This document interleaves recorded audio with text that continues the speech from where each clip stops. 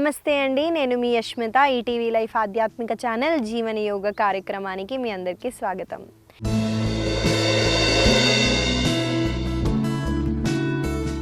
ఎలా ఉన్నారండి మీరంతా? నేనైతే చాలా బాగున్నాను. మీరందరూ కూడా బాగుండాలని ఆశిస్తూ కోరుకుంటున్నానండి.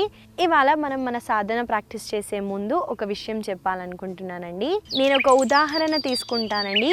ఒక గ్లాసుడు నీళ్ళు తీసుకొని ఒక టేబుల్ స్పూన్ అంత ఉప్పు వేస్తానండి. వేసి బాగా కలుపుతాను, తాగి చూస్తాను, తాగగలుగుతానండి. సరే బాగుంది కదా అని ఇంకొక టేబుల్ స్పూన్ అంత ఉప్పు మనం మళ్ళీ కలిపి మళ్ళీ వేసుకొని మళ్ళీ తాగుతామండి. కొంచెం పర్లేదు, కొంచెం ఉప్పుగా ఉంటుంది, పర్లేదు, అడ్జస్ట్ అయ్యి తాగేస్తాం. అలా అని మనం ఇంకా 2 స్పూన్ అంత ఉప్పుని కలిపామనుకోండి, అస్సలు తాగలేం కదండి.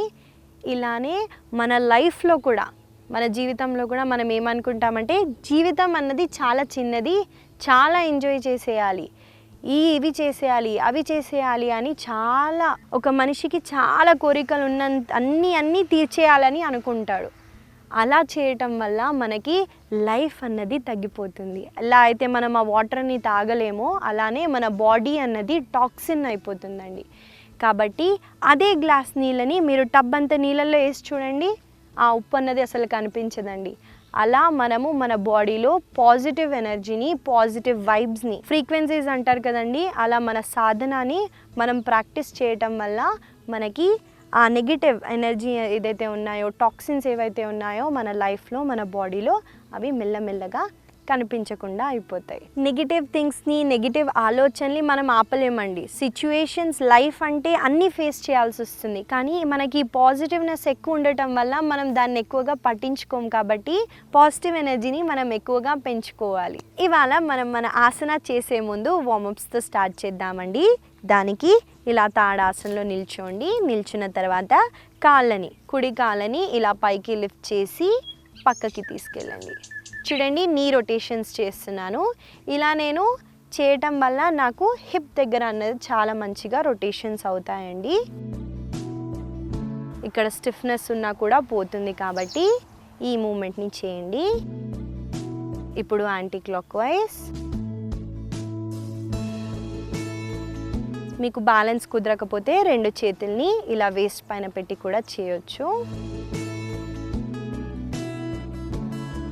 స్లోగా కుడి కాళ్ళని రిలాక్స్ చేయండి. ఇప్పుడు ఎడమ కాలుతో చేద్దాము.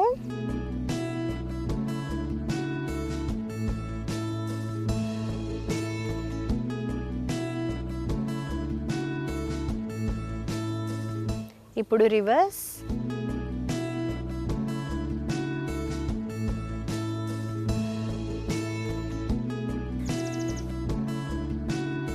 స్లోగా ఎడమ కాళ్ళని కూడా రిలాక్స్ చేయండి. తర్వాత మనం చేయబోయేది, ఇన్హేల్ చేస్తూ 2 చేతుల్ని ఇలా స్ట్రెచ్ చేసి, ఎక్స్హేల్ చేస్తూ మీరు కుడి వైపున ఇలా ట్విస్ట్ అవుతారండి. అయినప్పుడు ఎడమ చేతిని కుడి షోల్డర్ పైన, కుడి చేతిని వెనకాలకి తీసుకెళ్ళి ట్విస్ట్ అవ్వండి. ఇంకా వెనక్కి చూడండి. మళ్ళీ ఇన్హేల్ చేస్తూ సెంటర్కి వచ్చేసి, ఎక్స్హేల్ చేస్తూ ట్విస్ట్. ఈ మూమెంట్ని కొన్నిసార్లు చేద్దాము.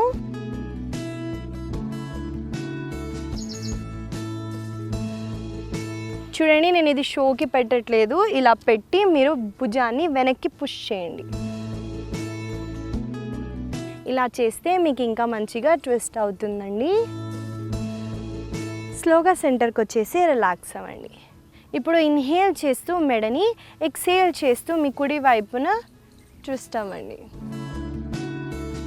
మళ్ళీ ఇన్హేల్ చేస్తూ సెంటర్కి వచ్చేసి ఎడమ వైపున ట్విస్ట్ అవ్వండి.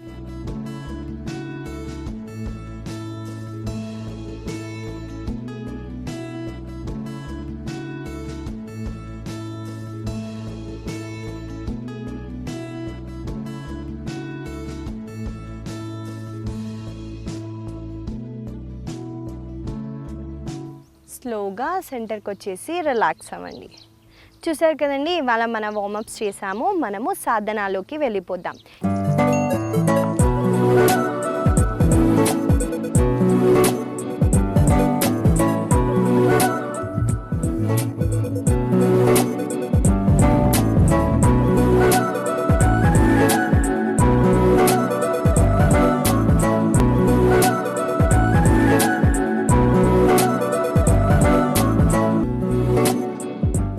ఇవాళ మనం ముందుగా చేయబోయే ఆసన పేరు ఉట్కట కోణాసన. ఆసన ఎలా చేయాలో చూపిస్తాను చూడండి.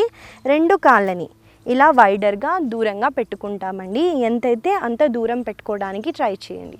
పెట్టుకున్న తర్వాత కాళ్ళ వేళ్ళని మాత్రం ఇలా పక్క వైపున ఫేస్ చేయాలండి. చూడండి, ఇలా ముందుకు కాకుండా పక్కకి పెట్టుకోండి. పెట్టుకున్న తర్వాత 2 చేతుల్ని, దీన్ని షోల్డర్ లెవెల్ అంటారు, మీ భుజాల వరకు మీ చేతుల్ని పైకి లిఫ్ట్ చేయండి. ఇక్కడ ఇన్హేల్ చేయండి.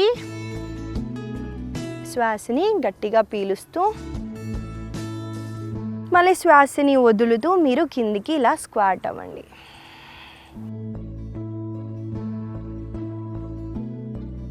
మళ్ళీ స్లోగా ఇన్హేల్ చేస్తూ పైకి వచ్చేసి ఎక్స్హేల్ చేస్తూ చేతులని రిలాక్స్ చేస్తారు. సో చూసారు కదండి, ఉట్కట కోణాసన. ఈ ఆసన చేయటం వల్ల మనకి కాళ్ళు అన్నవి చాలా స్ట్రెంథన్ అవుతుంది. మన హిప్ దగ్గర, మన గ్రాయిన్ దగ్గర ఓపెన్ కూడా అవుతుందండి. ఈ ఆసన ఎక్కువగా ఆడవాళ్ళకి, మగవాళ్ళకి రీప్రొడక్టివ్ ఆర్గాన్స్కి ఏమైనా ఇష్యూస్ ఉన్నా, ఇన్ఫర్టిలిటీ ఇష్యూస్ ఉన్నా కూడా మీరు ఈ ఆసన చేయటం వల్ల అది క్యూర్ అవుతుంది. కాబట్టి ఈ ఆసనాన్ని కొన్నిసార్లు చేద్దాము. నాతో పాటు మీరు చేయండి. మన పెల్విక్ బోన్ అన్నది కూడా చాలా స్ట్రెంథన్ అవుతుందండి. కలిసి చేద్దాము.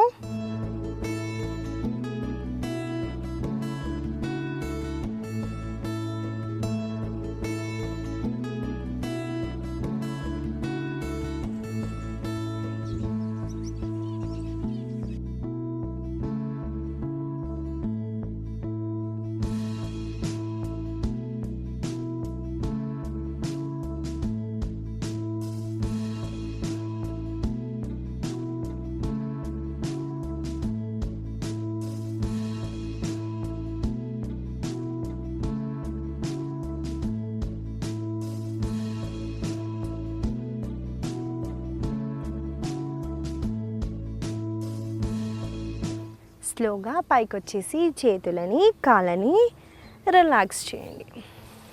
సో చూసారు కదండి, ఈ ఆసన ఉట్కట కోణాసన. ఈ ఆసన కూడా చాలా బెనిఫిషియల్గా ఉంటుందండి. మన లోవర్ చక్రాస్ని యాక్టివేట్ చేయడానికి చాలా బెనిఫిషియల్గా ఉంటుంది. కాబట్టి ఈ ఆసనాన్ని కూడా మీరు రాసుకొని ప్రాక్టీస్ చేయడానికి ట్రై చేయండి. సో మీరు ఆసనాస్ చేసేటప్పుడు ఎప్పుడైనా చూడండి, కళ్ళు తిరిగినా, మీకు హార్ట్ బీట్ అన్నది పెరిగిపోయినా, లేదా మీకు అన్ఈజీగా బ్రెత్లెస్గా ఉన్నా మీరు బయటికి వచ్చేసి రిలాక్స్ అవ్వచ్చు. చల్ల గాలి తీసుకోవడానికి ట్రై చేయండి. లేదా మీ గొంతు అన్నది కొంచెం థ్రోట్ డ్రై అయినా మీరు వాటర్ తీసుకోవడానికి ట్రై చేయండి. ఎక్కువగా నీళ్ళు తాగకండి. ఒక గుక్కెడని నీళ్ళు తాగినా చాలండి. కొద్దిసేపు తర్వాత మీరు మీ సాధనాన్ని కానివ్వండి, లేదా మీరు రిలాక్స్ అవ్వచ్చు.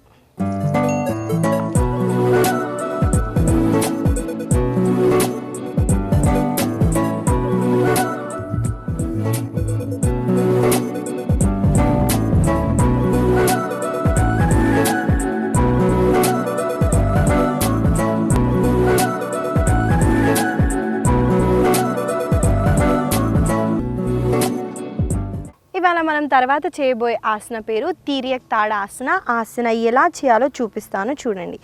ముందుగా మనం ఇలా తాడాసనలో నిల్చొని కాళ్ళని షోల్డర్ విత్ ద పార్ట్ పెడుతున్నామండి. ఇన్హేల్ చేస్తూ 2 చేతుల్ని పైకి లిఫ్ట్ చేసి తర్వాత పామ్స్ని అప్ చేస్తున్నాము. ఇలా చేసినప్పుడు చూడండి, దీన్ని బైసెప్ అంటారు. ఈ చేతులని మీ ఎంతైతే అంత చెవు దగ్గరికి పెట్టడానికి ట్రై చేయండి. తర్వాత ఎక్స్హేల్ చేస్తూ మీరు కుడి వైపున ఇలా బెండ్ అవుతారు. మళ్ళీ స్లోగా ఇన్హేల్ చేస్తూ పైకి వచ్చేసి ఎక్స్హేల్ చేస్తూ ఎడమ వైపున, మళ్ళీ స్లోగా సెంటర్కి వచ్చేసి రిలాక్స్ అవుతారు. చూడండి, ఈ ఆసన లాటరల్ బెండింగ్ ఆసన. మీరు ఇలా కొంతమంది ఏం చేస్తారంటే ఇలా ముందుకి బెండ్ అవుతారు. ఇలా చేయటం వల్ల ఏ స్ట్రెచ్ ఉండదండి. చెస్ట్ని ఇలా ఓపెన్ చేసి సైడ్కి స్ట్రెచ్ ఫీల్ అవ్వటానికి ట్రై చేయండి. ఈ ఆసన చేయటం వల్ల మనకి సైడ్ ఫ్యాట్స్ ఉంటే కరిగిపోతాయండి. మనకి షోల్డర్స్ దగ్గర కానివ్వండి, నెక్కి చాలా స్ట్రెచ్ ఇస్తుంది. ఈ ఆసన చేయటం వల్ల మనకి స్లిప్ డిస్క్ ప్రాబ్లం ఉంటాయి చూడండి. ఆ ప్రాబ్లమ్స్ ఉన్న వాళ్ళు ఏం చేస్తారంటే లెందెన్ చేయడం కానివ్వండి, స్ట్రెచ్చింగ్ ఆఫ్ ద స్పైన్ చేస్తే మీకు రిలీఫ్ ఉంటుందండి. సైడ్ బెండ్స్ చేస్తే ఇంకా డిస్క్ అన్నవి డిస్లొకేట్ అయ్యే ఛాన్సెస్ ఉంటాయి కాబట్టి వాళ్ళు మాత్రమే అవాయిడ్ చేయడానికి చూడండి. లేదా ప్రతి ఒక్కరూ ఈ ఆసనాన్ని ప్రాక్టీస్ చేయొచ్చు. నాతో పాటు మీరు చేయండి.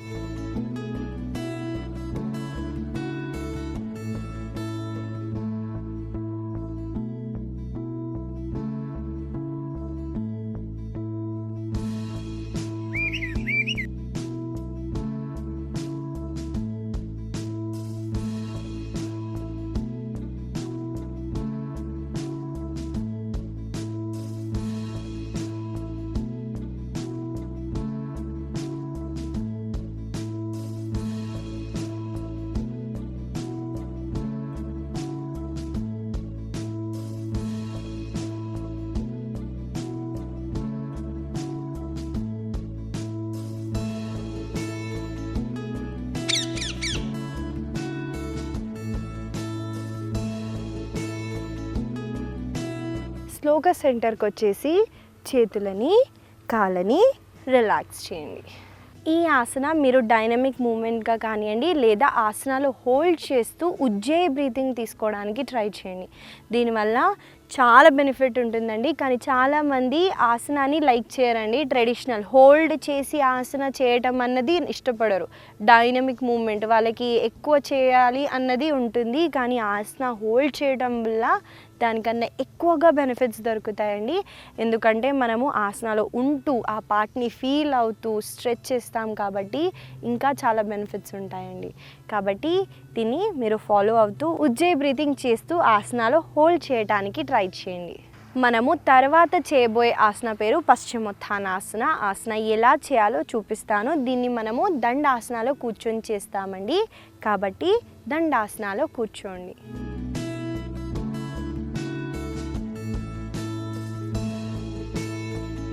ముందుగా మనం ఇలా దండాసనాలో కూర్చుంటామండి. కూర్చున్న తర్వాత ఇన్హేల్ చేస్తూ 2 చేతుల్ని ఇలా పైకి లిఫ్ట్ చేయండి. ఎక్సేల్ చేస్తూ మీరు లోవర్ బ్యాక్ నుంచి ఇలా ముందు వైపున చూస్తూ బెండ్ ఫార్వర్డ్ అవుతారు. అయిన తర్వాత 2 అరికాళ్ళని చేతులతో ఇలా పట్టుకొని మీ ఛాతీని చూడండి, మీ ఛాతీని మీ థైస్ దగ్గరికి తేయడానికి ట్రై చేయండి.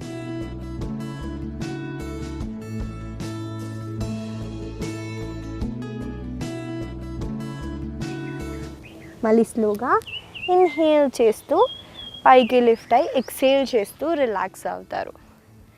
చూసారు కదండి ఆసన ఎలా చేయాలో చూపించాను. ఈ ఆసన చేసే ముందు మీకు బ్యాక్ పెయిన్ ఉంటే చూడండి, మీకు ఏదైనా ఫార్వర్డ్ బెండింగ్ అన్నది కష్టం అవుతుందండి. కాబట్టి వాళ్ళు మాత్రమే అవాయిడ్ చేయండి. లేదా ఈ ఆసన చేయటం వల్ల మీకు కాళ్ళ వెనకాల భాగం, దీన్ని ఆమ్స్ట్రింగ్స్ అంటారండి, ఈ ఆమ్స్ట్రింగ్స్ దగ్గర మీకు చాలా మంచి స్ట్రెచ్ ఉంటుంది.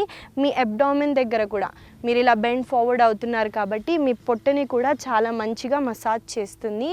లివర్, కిడ్నీస్, పాన్క్రియాస్ని చాలా మంచిగా స్టిమ్యులేట్ చేస్తుంది. కాబట్టి ఈ ఆసనాన్ని కొన్నిసార్లు చేద్దాము. ఇంకా ఒక బెనిఫిట్ ఉందండి, ఈ ఆసన బెండ్ ఫార్వర్డ్ అవుతున్నాం కాబట్టి మైండ్ని కూడా చాలా కామ్ చేస్తుంది. కాబట్టి ఈ ఆసనాన్ని కొన్నిసార్లు చేద్దాము. నాతో పాటు మీరు చేయండి.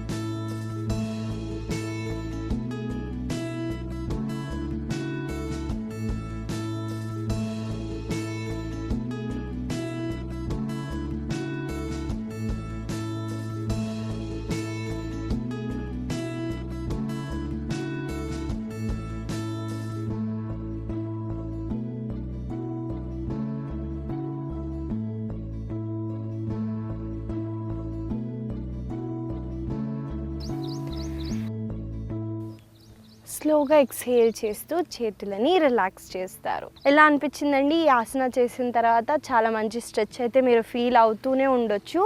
కాబట్టి ఈ ఆసనాన్ని కూడా మీరు రాసుకొని డైలీ ప్రాక్టీస్ చేయడానికి ట్రై చేయండి.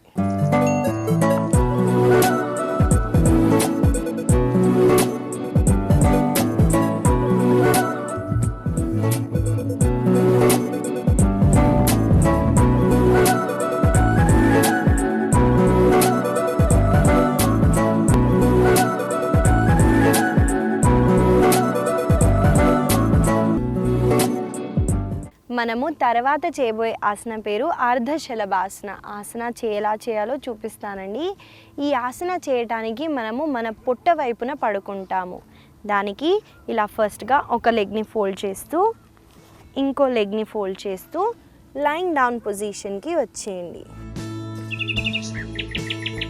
ముందుగా మనం ఇలా మన పొట్ట వైపున పడుకుంటామండి. పడుకున్న తర్వాత చేతులతో మనము ఆది ముద్ర అని చేస్తాము.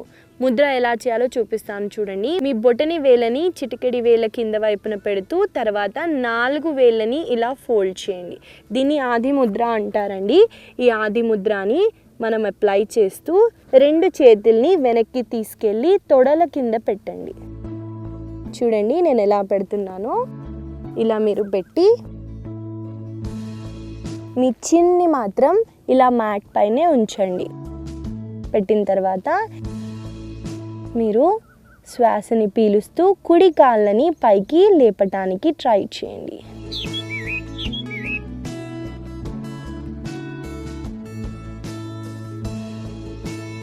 స్లోగా ఎక్సేల్ చేస్తూ కుడి కాళ్ళని రిలాక్స్ చేయండి. ఇప్పుడు ఎడమ కాళ్ళతో చేద్దాము.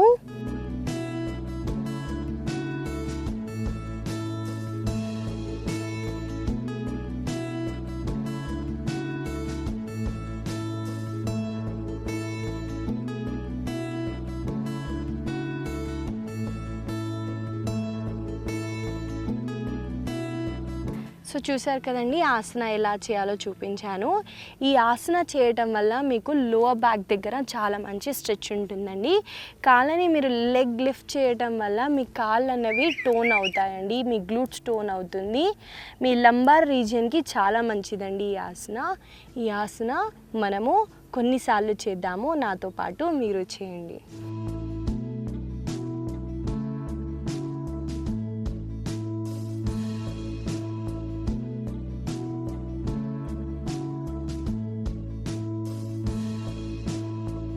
మీకు ఒకవేళ ఈ ఆది ముద్ర అన్నది కష్టంగా ఉంటే చేతులను ఇలా సైడ్కి కూడా పెట్టుకోవచ్చండి. మ్యాట్ హెల్ప్ తీసుకొని దీన్ని చిన్ అంటారండి. ఈ చిన్ని మాత్రం మీ మ్యాట్ పైనే పెట్టండి. పెట్టి కాళ్ళని మాత్రమే లిఫ్ట్ చేయండి. మీరు ఇలా కూడా ప్రాక్టీస్ చేయొచ్చండి, ఏం పర్లేదు.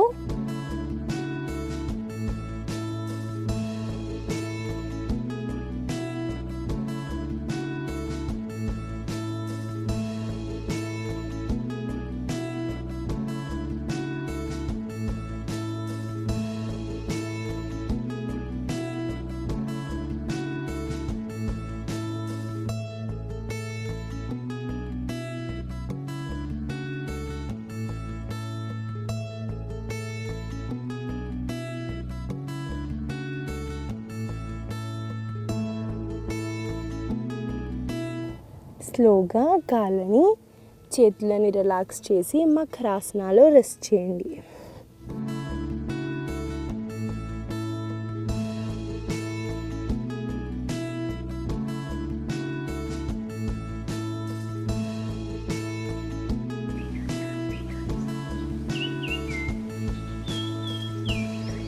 స్లోగా మళ్ళీ కుడి వైపున తిరుగుతూ సుఖాసనాలో కూర్చోండి.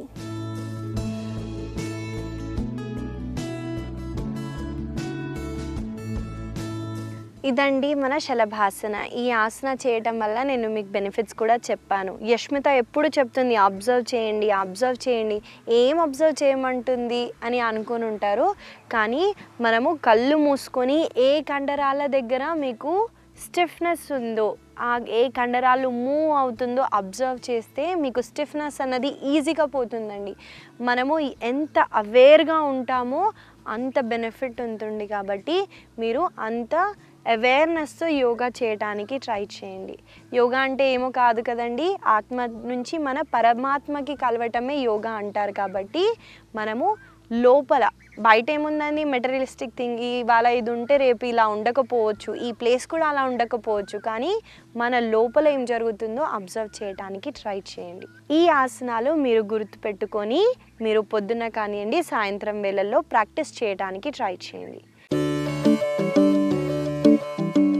ఇవాళ నేను మీకు ఇచ్చే చిన్న సలహా ఏంటో కాదండి, దేవుడి దగ్గర మనము పూలు పెడతాం కదా, ఆ వాడిపోయిన పూలని కానివ్వండి లేదా వెజిటేబుల్స్ కూరగాయలు మనము తొక్క తీసిన ఆ వేస్ట్ ఏదైతే ఉంటుందో అది మనం అలా చెత్తబుట్టలో పడేయకుండా అవన్నీ మనం గ్యాదర్ చేసుకొని మట్టి కుండల్లో కానివ్వండి మన ఇంట్లో ప్లాంట్స్కి కానివ్వండి చెట్లల్లోకి వేయటానికి చూడండి. దానివల్ల చెట్లకి బలం కలుగుతుంది. కాబట్టి ఈ చిన్న సలహాని మీరు ఫాలో అవుతారని అనుకుంటూ ఆశిస్తూ మళ్ళీ కలుద్దాం.